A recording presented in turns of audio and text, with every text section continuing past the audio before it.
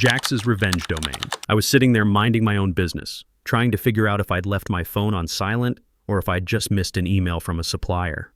The usual grind. Then Jordan Kane, CEO of Rocky Mountain Logistics, drops the bomb. "Wes, we're making some changes," he said, his voice all polished and rehearsed like he'd practiced this line in front of a mirror. "We're realigning the organization. I'm Wesley Patterson, 48 years old, and I'd been with this company almost since day one. Helped build it from a startup, really. From a tiny office with a desk that was way too big for the space to a $15 million operation spanning 3 states. But in that moment, none of that mattered. The words weren't, 'You're fired,' but they might as well have been. I was being pushed out, stripped of authority, sidelined under the excuse of realignment. It hit me hard.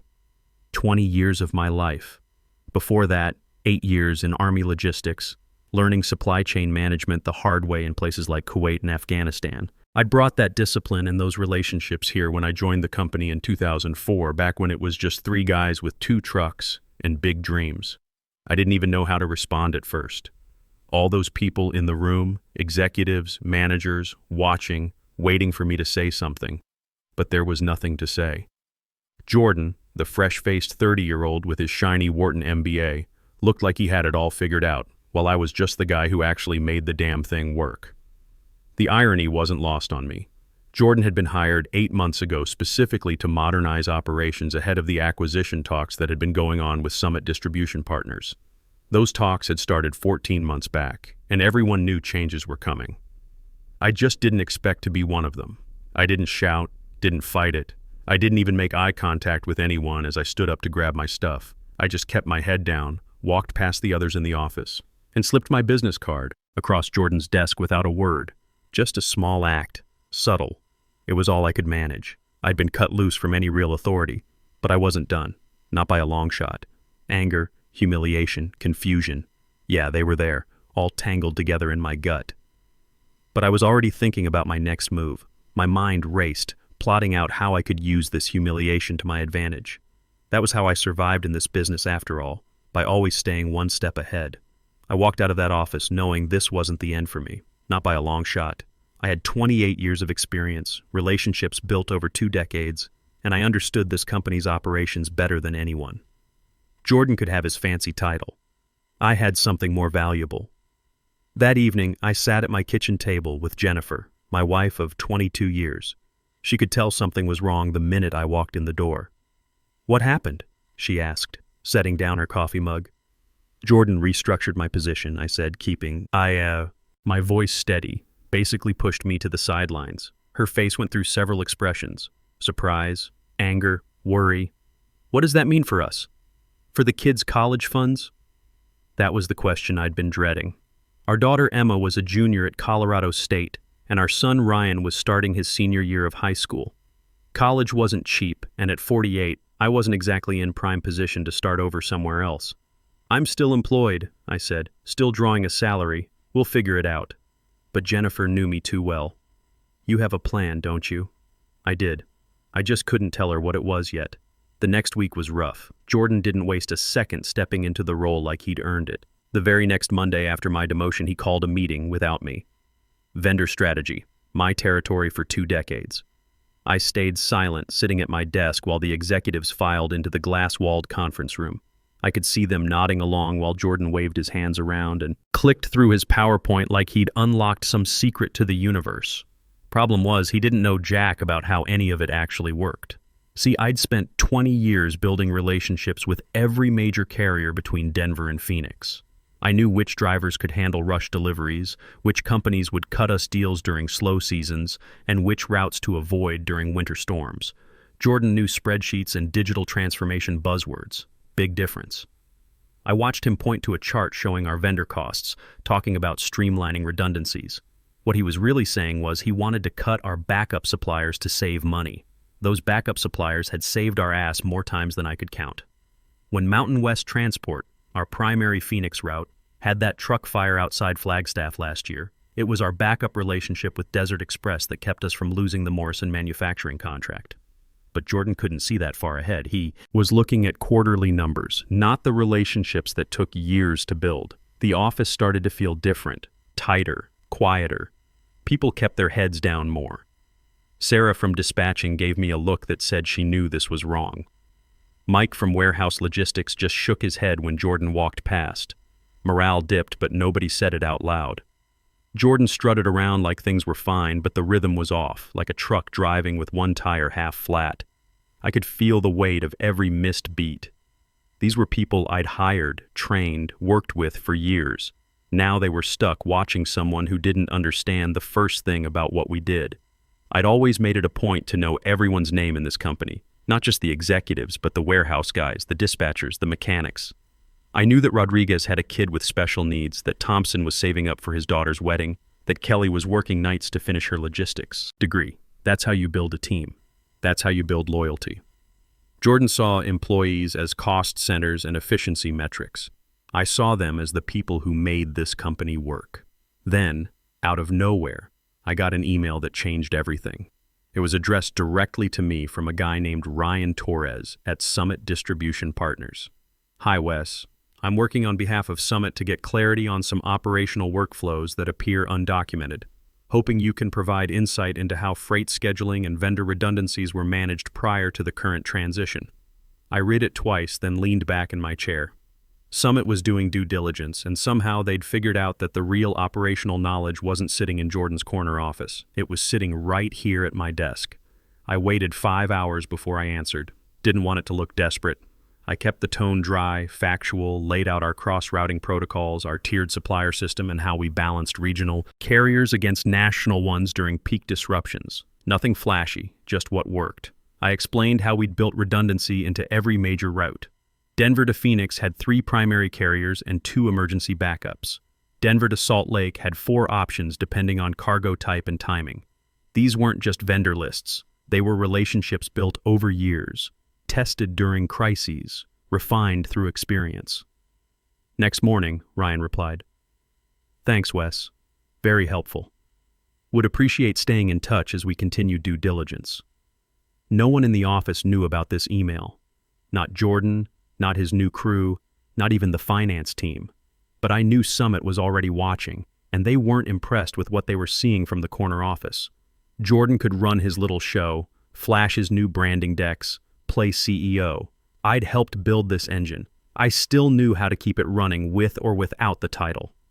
The more Jordan floundered over the next 6 weeks, the more Summit started paying attention to what I was quietly doing behind the scenes. It wasn't like I was planning anything major or making a grand gesture. I wasn't out to steal anyone's thunder. I just knew how to fix things, and I was good at it.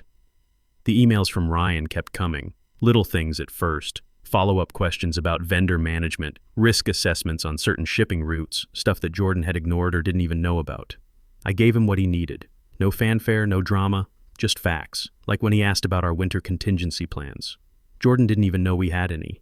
Every year since 2009, after that massive storm shut down I-70 for 3 days, I'd maintained agreements with 4 different carriers who could reroute through southern Colorado and northern New Mexico.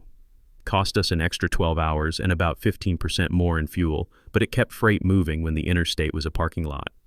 Jordan, meanwhile, was off making waves with his rebranding campaign. He seemed to think flashy logos and new slogans would somehow fix the supply chain issues, but he couldn't see the cracks. Hell, he didn't even know where to look. I started getting calls from drivers and dispatchers I'd worked with for years. Tommy Richardson from Mountain West called me directly one Tuesday morning. "Wes, what the hell's going on over there? Your new guy's trying to renegotiate our contract. Wants to cut our standby rates by 30%. You know we can't do that and maintain the emergency response you need." I knew exactly what Jordan was doing. He was looking at our vendor agreements and seeing dollar signs, not understanding that those standby rates were what kept our backup carriers available when we needed them most. It was like canceling your insurance because you hadn't had a claim in 2 years. "I'll handle it, Tommy," I told him. "Keep doing what you're doing." But I couldn't handle it. Not officially. So I did what I'd learned in the Army. I documented everything. Every conversation, every vendor, every concern, every risk Jordan was creating. And I started sending those reports to Summit's risk assessment team through Ryan. I wasn't trying to sabotage anyone. I was trying to save the company from someone who was about to drive it into a ditch. Jennifer noticed I was working later, staying up on my laptop after dinner. One night, she sat down next to me at the kitchen table while I was typing up another incident report. "You're documenting everything, aren't you?" she said. It wasn't really a question. "Someone has to," I replied. "Jordan's making decisions that could sink us. Is this about the merger?" I looked at my wife of 22 years. She'd been through enough military moves and career changes to know when I was in strategic mode. Summit's been asking the right questions. They want to know how things really work, not how Jordan thinks they should work. And you're the one with the answers. I'm the one with 20 years of relationships and institutional knowledge. Jordan's got PowerPoint slides. She squeezed my shoulder. "Just don't let it consume you, Wes. I know how you get when you're protecting something you built." She was right. I did get protective. But this wasn't just about me anymore. This was about Sarah in dispatching, who Jordan had already threatened to replace with an automated system. This was about Mike in warehousing, who'd worked here since we only had one facility. This was about all the relationships with vendors, customers, and employees that had taken 2 decades to build. Then one day out of nowhere, I got an email from a woman named Jessica at Summit. She was the integration specialist for the merger, and she wanted to talk about operational continuity. She attached a confidential file with the subject line Leadership Transition Framework. I clicked it open, expecting another round of vendor reports or logistics updates. Instead, I saw my name listed as Continuity Lead underlined in the organizational chart. I leaned back in my chair reading through it again, Continuity Lead. My role was to ensure that operations ran smoothly during the acquisition process, with authority over all operational decisions during the transition period. There it was, plain as day. Summit had been watching, evaluating, and they'd already made their decision about who they trusted to keep the company running. I didn't say a word to anyone. I didn't need to. Jordan was still focused on rebranding and restructuring, thinking that was the big win. I had bigger plans brewing. I kept a low profile. Didn't even bring it up to Jessica when we exchanged emails about operational assessments. I wasn't trying to make headlines or get attention. I just wanted to keep things running like they used to, keep the wheels turning without anyone noticing the grease. But Jordan was making that harder every week. His latest cost-saving initiative was cutting our vendor redundancies across the board. He'd identified what he called duplicate relationships, basically any carrier we paid retainer fees to as backup coverage. In his mind, we were throwing money away paying for services we didn't use every month. To me, those retainer fees were the difference between delivering on time and explaining to customers why their freight was sitting in a snowbank on I-25. "It's basic efficiency," Jordan explained to the leadership team in one of his presentations. "We're paying these carriers to sit around doing nothing 80% of the time. That's not sustainable business practice." What Jordan didn't understand was that those carriers weren't doing nothing. They were available. When Penske broke down outside Grand Junction with a load of medical equipment bound for Phoenix, we had Desert Express rolling within 2 hours because of that retainer relationship. When that flash flood washed out the highway through Moab, our backup route through Durango was already lined up and ready. But you can't put availability on a spreadsheet. You can't quantify relationships, and you definitely can't explain the value of 20 years of trust to someone who thinks business is just about quarterly numbers. The breaking point came 3 weeks later. We had a major shipment of computer components headed from Denver to Las Vegas, high value, time-sensitive, critical for a product launch. Our primary carrier, Southwest Freight, had a mechanical breakdown just outside Rifle. In the old system, I would have called Jerry at Mountain Express, and that load would have been transferred and rolling again within 4 hours. But Jordan had terminated our standby agreement with Mountain Express the week before. Redundant cost structure, he called it. So instead of a 4-hour delay, we had a 2-day delay while Southwest scrambled to get another truck from their Denver hub. The customer, Apex Technologies, was furious. They'd been working with us for 8 years, and this was the first time we'd ever let them down. I got a call from their logistics director, Maria Santos, at 6:30 in the morning. "Wes, what happened?" "This isn't like you guys." I couldn't tell her the truth, that our new CEO had eliminated the backup plan to save $3,000 a month. Instead, I told her we were experiencing some operational adjustments and assured her it wouldn't happen again. But I knew it would. Jordan's efficiency improvements were setting us up for failure, one canceled backup plan at a time. That afternoon, I wrote the most detailed operational risk assessment I'd ever put together. I outlined every vulnerability Jordan's cuts had created, every relationship that was now strained, every future crisis we were no longer prepared to handle. I documented the Apex Technologies delay, the vendor complaints, and the employee morale issues that were starting to affect performance. Then I did something Jordan would never have thought to do. I sent it directly to Summit's risk management team.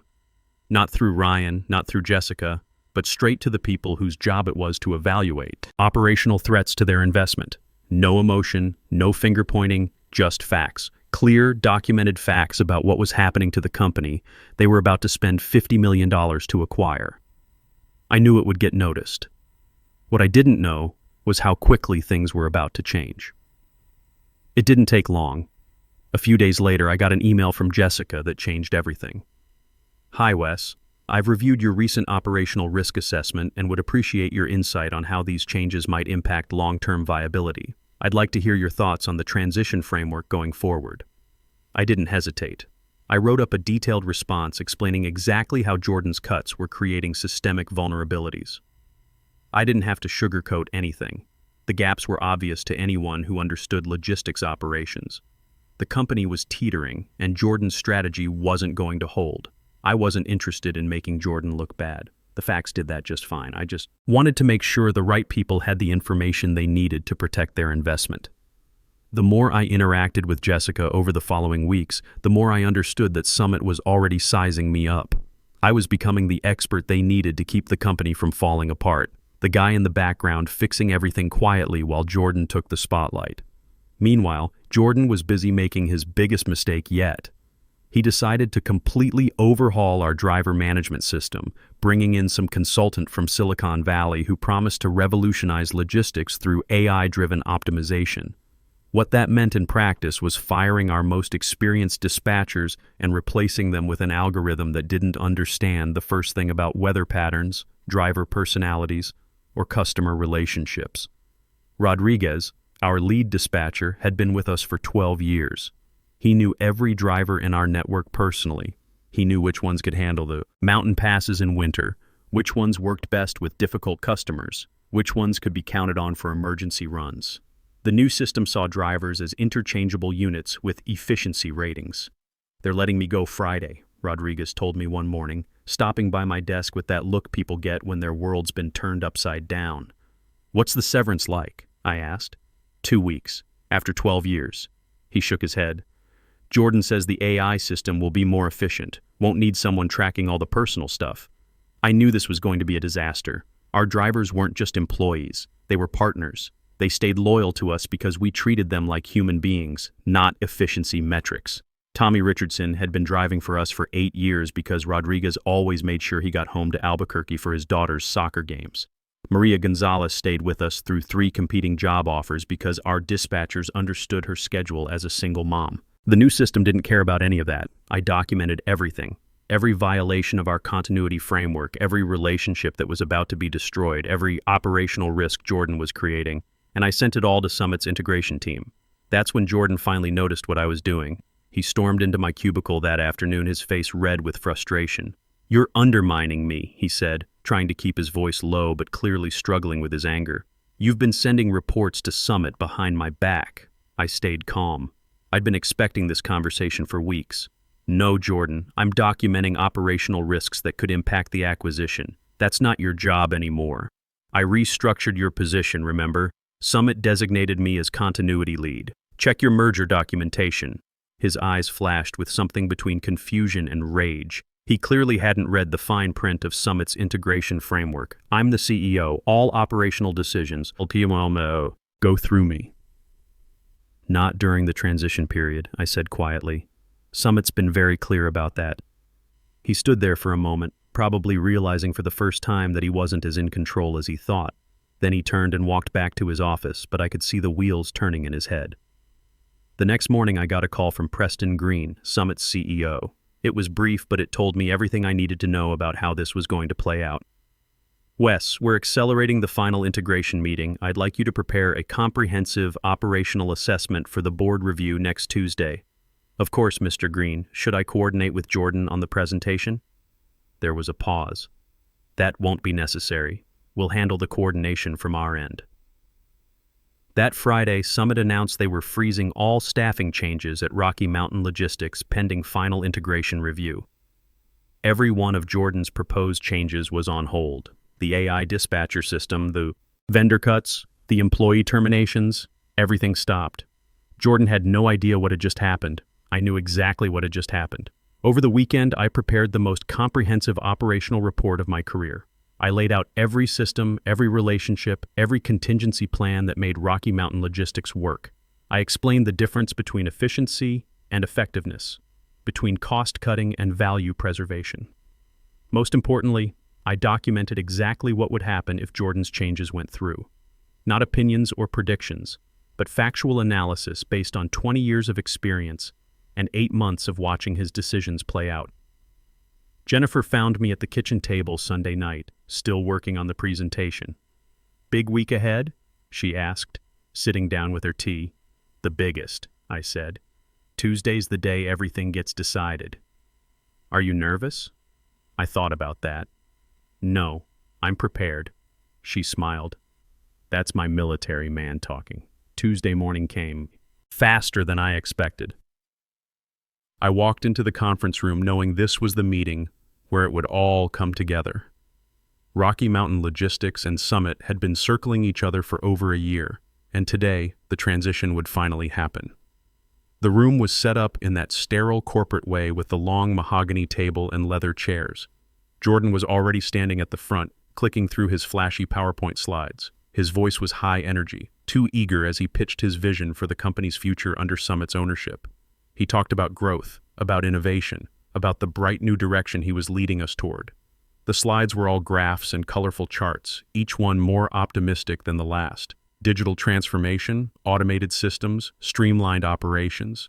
It looked impressive, but it was smoke and mirrors. I sat quietly in my usual spot along the wall, arms crossed, waiting for him to finish. Jordan's confidence was all bravado. He wasn't talking about the real problems, the ones I had been fixing in the shadows for months. He wasn't talking about the relationships he'd destroyed or the operational risks he'd created. And he wasn't mentioning that behind the scenes, Summit had already started to take control. Jordan finished his presentation to polite applause, and the room fell into that corporate silence where everyone's waiting to see what happens next. Jessica from Summit began reviewing the operational continuity plans, outlining the systems that would keep things running smoothly post-acquisition. She was methodical, professional, going through each department and explaining how the integration would proceed. Before she could finish, though, Preston Green, Summit's CEO, looked directly at me. His gaze was steady, calculating. "Wes," he said, his voice cutting through the corporate politeness, "can you clarify whether the organizational changes Jordan has proposed align with the operational continuity framework we've established?" This was the moment I'd been preparing for. I didn't hesitate. I didn't need to. I slid my business card across the table to Preston. It was a simple move. No fanfare, no words, just the card, my name, my role as continuity lead, and Summit's logo printed right there in corporate blue. The room went completely silent. The silence was thick, heavy, the kind that makes everyone in the room hold their breath.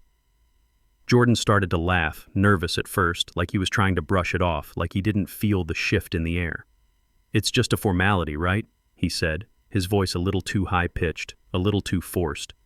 "We're just finalizing the operational transition plan." Preston didn't laugh. He picked up the card, glanced at it, and looked down at the document in front of him. His eyes skimmed the lines, then locked onto the legal language that spelled out exactly what Summit had been planning all along. Slowly, he looked back at the room. "I see," Preston said, his voice calm but firm. "According to the continuity framework established in our merger agreement, all operational and staffing decisions during the transition period fall under Wes's authority as continuity lead. That includes the organizational changes Jordan has proposed." The room seemed to shrink, the air thickening with the weight of his words. I felt the shift, but I kept my face neutral. Jordan, on the other hand, looked like the floor had dropped out from under him. His bravado crumbled in an instant. He stared at Preston, then back at me, his mouth opening and closing like he couldn't find the right words.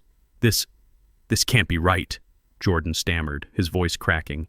"I'm the CEO. I'm the one who's been leading this company through the acquisition process." Preston's eyes didn't waver. "The framework was established 6 months ago, Jordan. Summit needed assurance that operational continuity would be maintained regardless of leadership transitions. Wes has been our designated as point of contact for all operational matters since then. I could see the pieces falling into place in Jordan's mind. All those emails I'd been sending to Summit, all those operational reports, all those risk assessments he'd dismissed as undermining his authority. They weren't undermining anything. They were exactly what Summit had asked me to provide. Jessica opened her folder and pulled out another document. We've reviewed the comprehensive operational assessment Wes provided, along with his documentation of the risks associated with the proposed changes. Based on that analysis, Summit has decided to implement a different integration strategy. Jordan's face went from red to a sickly shade of gray. What kind of different strategy? Preston cleared his throat, and I knew this was the moment Jordan's world was about to change completely. We're restructuring the leadership team effective immediately. You'll be reassigned to oversee warehouse operations in our Tucson facility. It's a vital role, but one that will allow you to gain more hands-on operational experience. The words hit Jordan like physical blows. CEO to warehouse manager, corner office to loading dock, strategic planning to inventory management. He tried to maintain his composure, but I could see the panic creeping into his eyes. For how long? He managed to ask. That will depend on performance and operational improvement in the Tucson facility, Jessica said diplomatically. We see it as an opportunity for you to develop a deeper understanding of ground-level logistics operations. What she didn't say, but everyone in the room understood, was that Jordan was being exiled. Tucson was 500 miles from Denver, far from corporate headquarters, far from the boardroom, far from any real influence over company strategy. Jordan turned to look at me, his eyes now filled with something between rage and desperation. You planned this all along, he said, his voice barely above a whisper. You've been working against me. From the beginning, I didn't flinch. I'd been expecting this accusation since the moment I started documenting his mistakes. No, Jordan, I said, my voice steady and calm. I prepared for the possibility that your changes might not align with operational reality. Summit needed someone who understood how this company actually works.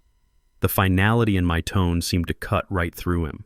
He opened his mouth to say something else, but stopped, probably realizing there was nothing left to say. The decision had been made. His authority was gone.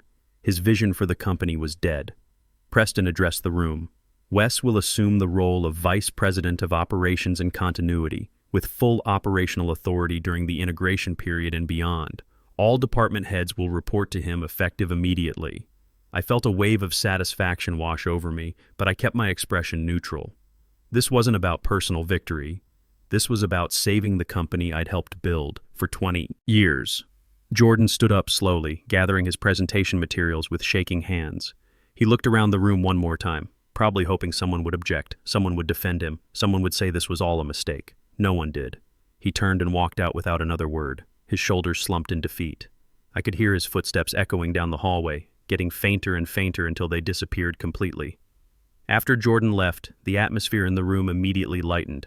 Preston spent the next hour going over Summit's actual integration plans that preserved our vendor relationships, maintained our experienced staff, and built on the operational strengths that had made Rocky Mountain Logistics successful in the first place.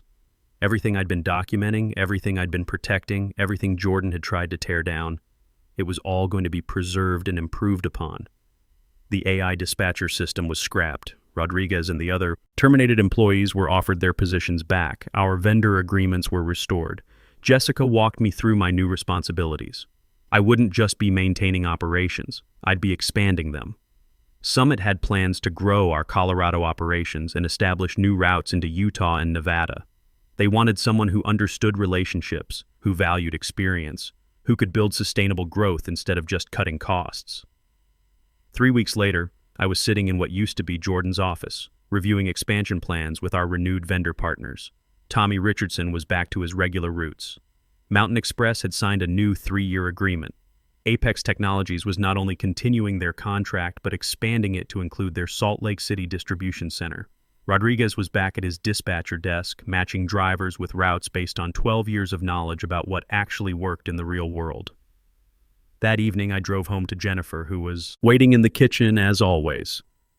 "How was your first day as VP?" she asked, smiling. I thought about everything that had happened.